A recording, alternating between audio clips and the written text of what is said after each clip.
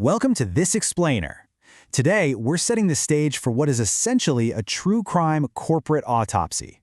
We are looking at the 15th century Medici Bank. This was an institution that completely dominated the Renaissance world, fusing high finance with unparalleled political power. But as we're about to see, having immense wealth and influence absolutely does not guarantee your survival. So let's just dive right into this. How on earth does an institution that acts as the primary financial agent to the papacy and literally rules Florence just collapse? Because by 1494, the absolute wealthiest family in Europe was broke, they were banished, and their entire banking empire was completely liquidated. To understand how they fell so far, so fast, we really have to look at the internal rot.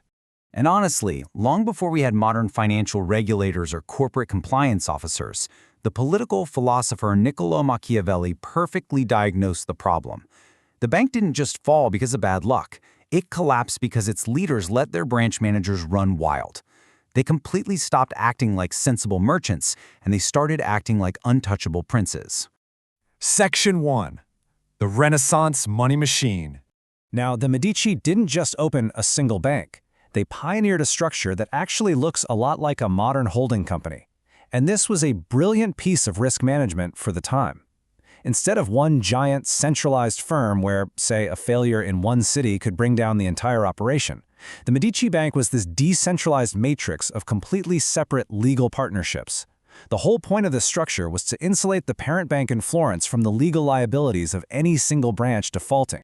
So the bank operated on a truly massive, decentralized scale, with outposts across all the major commercial hubs of Europe. But it's really important to note here that the Rome branch was the absolute cash cow, because they handled the vast wealth of the papacy, constantly transferring funds from the periphery of Europe right into Rome. This single branch generated massive profits.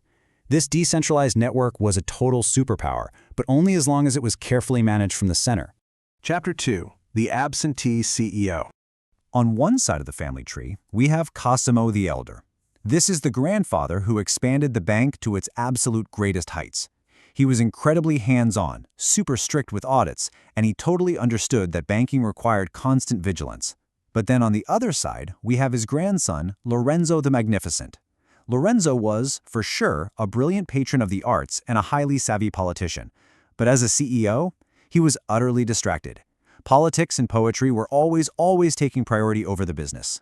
Because Lorenzo just couldn't be bothered with the ledgers, he essentially handed the keys to the kingdom over to Francesco Sassetti. Sassetti was the general manager, but he pretty much fell asleep at the wheel. Whether it was old age, laziness, or just an obsession with humanism studies, Sassetti completely failed to enforce rigorous audits. He stopped keeping a tight leash on those decentralized branch managers, leaving the bank completely exposed to just massive fraud and sheer incompetence. Section 3. Rogue Managers and Toxic Debt. Across Europe, it was essentially a lineup of the inmates running the asylum.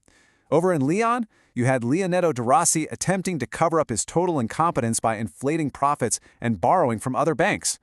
Just classic fraud. Up in Bruges, Tommaso Portinari was engaging in disastrously speculative schemes, and in London, Canigiani was making these feckless loans to warring factions during the Wars of the Roses. These men acted exactly as Machiavelli described, like princes making incredibly dangerous bets with other people's money.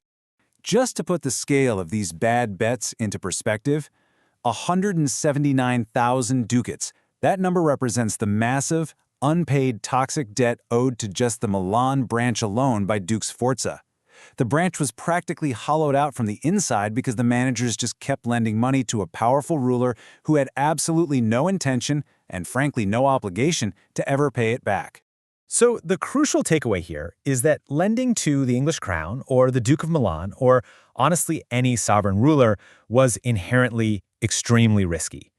You can't exactly send a debt collector to repossess a king's castle, right? Defaults meant a total loss.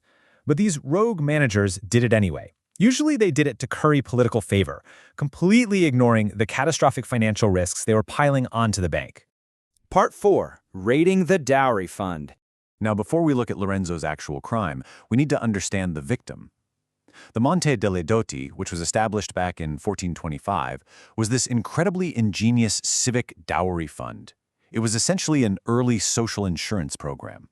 A family would deposit cash when a girl was young. The state would then invest it, earning compound interest, and upon her marriage, the accumulated funds would pay out to secure her future. But there was a pretty dark reality to this system. Given the incredibly high mortality rates of the Renaissance, if the young girl died before reaching marriageable age, the state treasury legally kept the entire deposit and all the interest. It basically functioned as a highly profitable reverse life insurance scheme for the Florentine government, quietly channeling private family wealth directly into the public treasury. Well, the severity of the Medici crisis was shocking.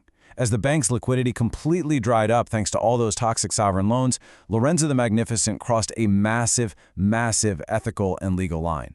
He actually began embezzling directly from this charitable civic dowry fund just to keep his sinking family bank afloat. He was literally using the social safety net of Florence as his own personal piggy bank. It's really vital that we connect this financial crime to its visceral human cost. Stealing from the Monte dei Dotti wasn't just some victimless white-collar crime on a ledger. It meant ruining the marriage prospects, and therefore the entire social and economic futures of young Florentine women. Lorenzo betrayed the deepest public trust of his own citizens just to cover up the disastrous banking bets made by his rogue managers.